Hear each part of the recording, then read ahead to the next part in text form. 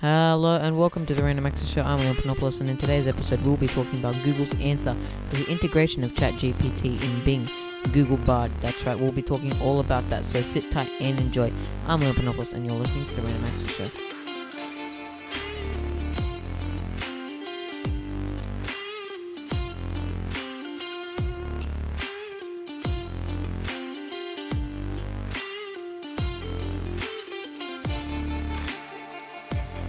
Hello and welcome to the Random Access Show. I'm Leon Panopoulos, and in today's episode we're talking all about Google Bard. That's right, that's Google B-A-R-D, and it's basically Google's answer to ChatGPT. So if you didn't know, recently ChatGPT has been integrated into Bing, Microsoft's search engine, the one that not many people use. Its market share has rapidly increased, however, since they have introduced the integration of ChatGPT, and now Google is scared, and they have released their very own Google Bard, their answer to the AI wars. And it's quite interesting, actually, the story of Google Bard and how it came about. So basically, it started when ChatGPT was first released, and Google basically became scared that their market share would be taken away by because of ChatGPT. Eventually, I'm assuming that ChatGPT will and other AI chatbots will take over the search engines, and so Google was scared, and they obviously needed to do something about this and create their own AI. So they developed their own Google Bard based off their controversial Lambda bot, which their Lambda AI language model, which we saw a few months ago in that controversial incident where one of the Google workers claimed that the bot was sentient. So that same AI language model has been used to program Google Bard. And Google Bard has been quite controversial as well, because when it first launched on February the 8th, incorrect information was given about the James Webb Telescope in the demonstration. So basically, Google Bard was asked to explain the James Webb Telescope in easier terms, and Bard claimed that the telescope was the first telescope to take pictures of a planet outside the Earth's solar system, which NASA claimed was a different telescope completely. And that hurt the stock of Google's parent company, which fell by 7.7% following that incident. So that's the first mistake that Google made, and that really hurt the reputation of Google Bard. And I think that, quite honestly, a lot of people would have just turned off Bard right there, then and there. But it was created as a rival, like I said, to ChatGPT, and especially its integration in Bing, which is now available for everyone, provided that you sign into Bing with your Microsoft account and sign up for the new Bing. And Sundar Pichai, who is the CEO of Google, told the Google employees to create a rival chatbot to ChatGPT from the Lambda language model. Now, this bot was quite rushed, and when I say quite rushed, I mean extremely rushed. And it's been under a lot of scrutiny from from Google's own employees and from certain other online publications, including Futurism. And quite frankly, the failure when Google Bard gave the incorrect information was all over the internet. And when you have something like that, that is not the kind of viral that you want your company to be. That is not the kind of publicity that you want your company to get or your product to get. So when Google Bard received this kind of publicity, it was not good. Sundar Pichai had told his employees to create a rival. You cannot have a rival product if it is nowhere near as good quality as the original product is Google Bard, if it cannot provide correct information about something as simple as the James Webb Space Telescope, how did Google expect people to trust their chatbot after this? And after this scenario, there was a lot that happened. It was all over the internet. I saw it on quite a few of the online publications I read, and it just goes to show as well, I think, not only that Google Bard wasn't ready, but that AI isn't ready. As much as you see that AI is going to take over the world and is going to rule us, maybe eventually, but I don't think that's going to happen anytime soon.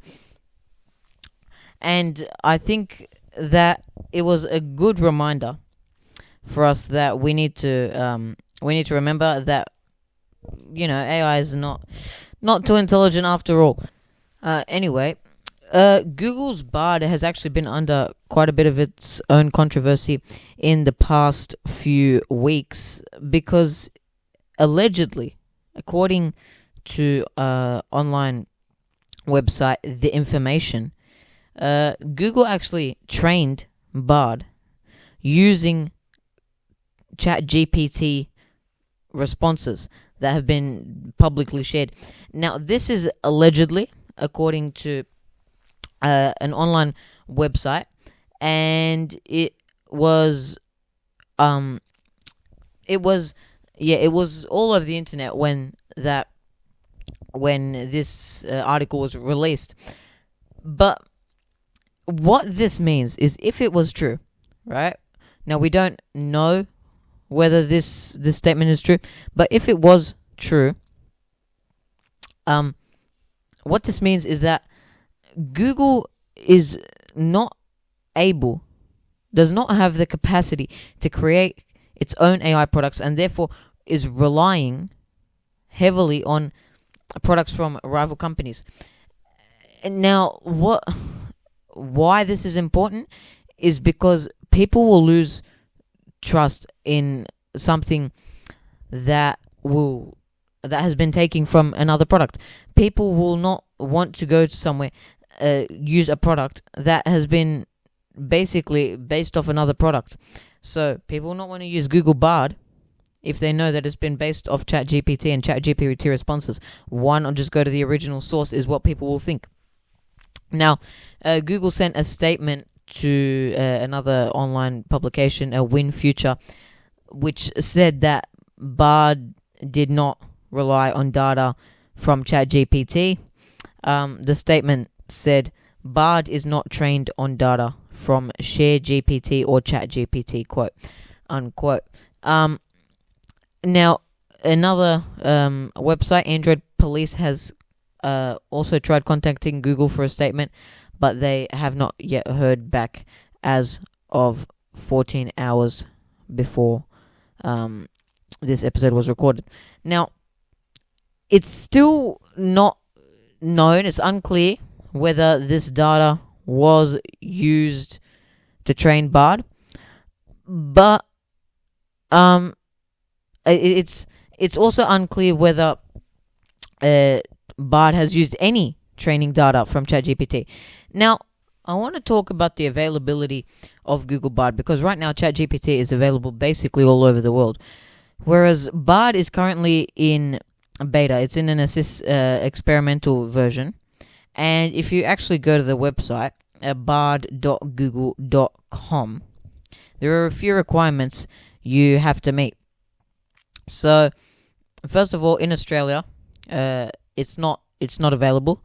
It's not supported in our country, but it's also there are also certain requirements that you need to meet with your Google account. So, according to the FAQ on Bard's website, quote, to use Bard, you need a personal Google account that you manage on your own, unquote. So you can't use a Google account that has that's under Google Workspace. So you can't have a Google Workspace account, which is a managed account.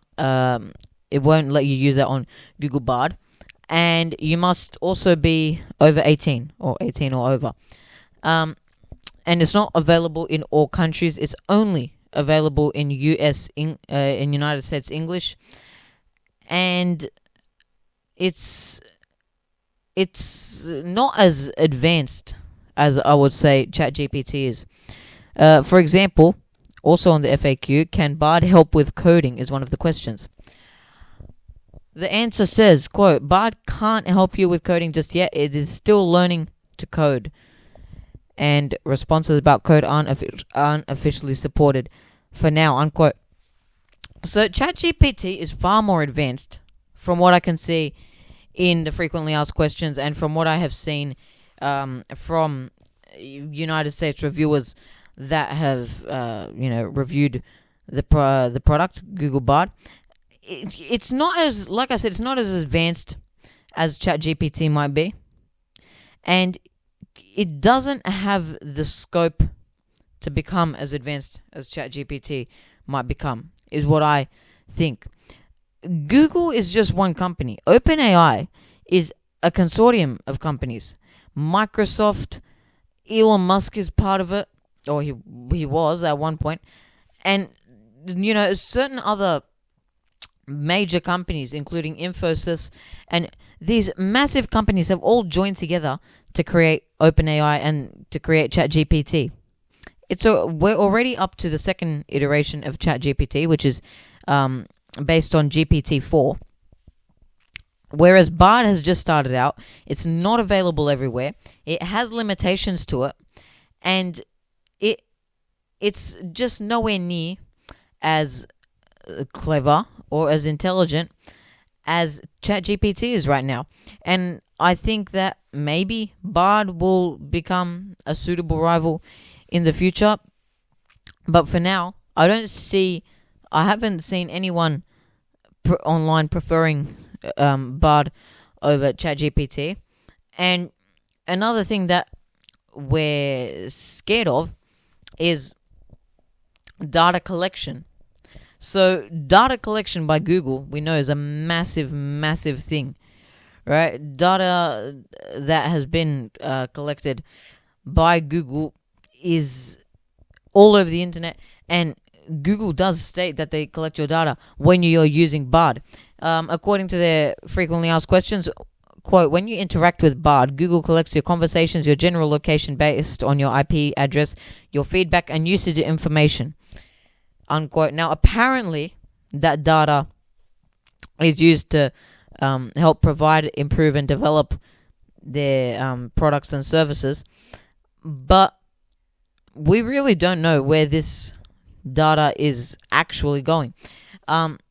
There's also a question on here, do you use my Bard conversations for advertising purposes? If Bard conversations or ChatGPT conversations are used for advertising or to target ads for you on the internet, nothing we do on the internet is safe. We know that already. But this is just an extra level of data collection and an extra level of targeted advertising that we do not need on the internet. But aside from that, ChatGPT has already been integrated with Bing, and Google has plans to integrate Bard with Google Search, but that hasn't happened yet.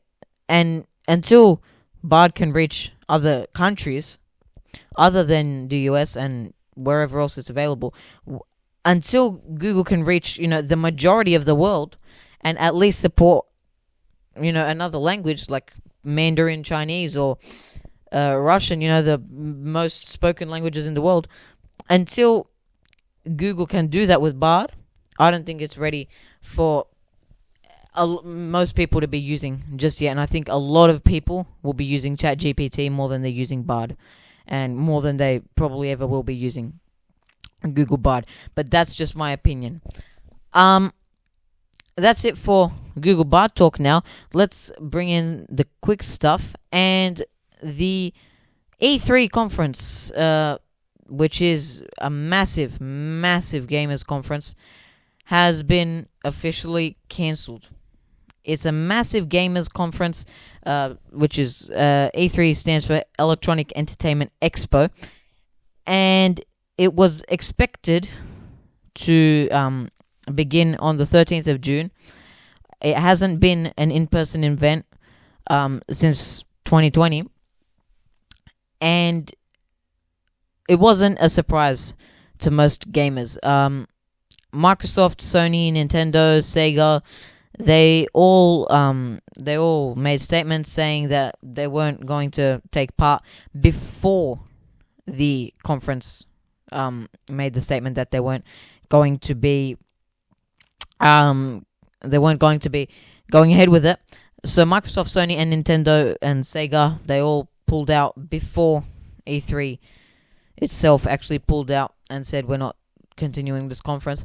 But there will be a few minor events that gamers will be able to look forward to, including the Summer Game Fest, which is expected to kick off on the 8th of June, as well as Xbox Games Showcase, which is on the 11th of June from Microsoft. And my second piece of quick news is that I have officially begun my PC building journey, which I will be talking more about in future episodes of the show. I'll be documenting my journey with you guys in this on this podcast. I have bought the motherboard and the CPU. I will leave the list of the two models products that I've bought in the description. But CPU was a AMD Ryzen 9 5950X, and if you're wondering why I went with last generation, it was simply because of price, availability, and the fact that newest generation I didn't really need. But I would like to say that I will be documenting my journey and possibly doing an entire episode on my PC building journey and how my PC build goes once I have built the PC. But that's all for today, actually, on the Random Access Show. If you would like to check out our YouTube channel, make sure you do. I'll link that down in the description below, as well as making sure to check out our website, which will also be in the description. That's all for today. However, I'm Leon Panopoulos, and this is the Random Access Show. Make sure to check out any episodes that you have not yet listened to. But other than that, I'm Leon Panopoulos, and you've tuned into the Random Access Show.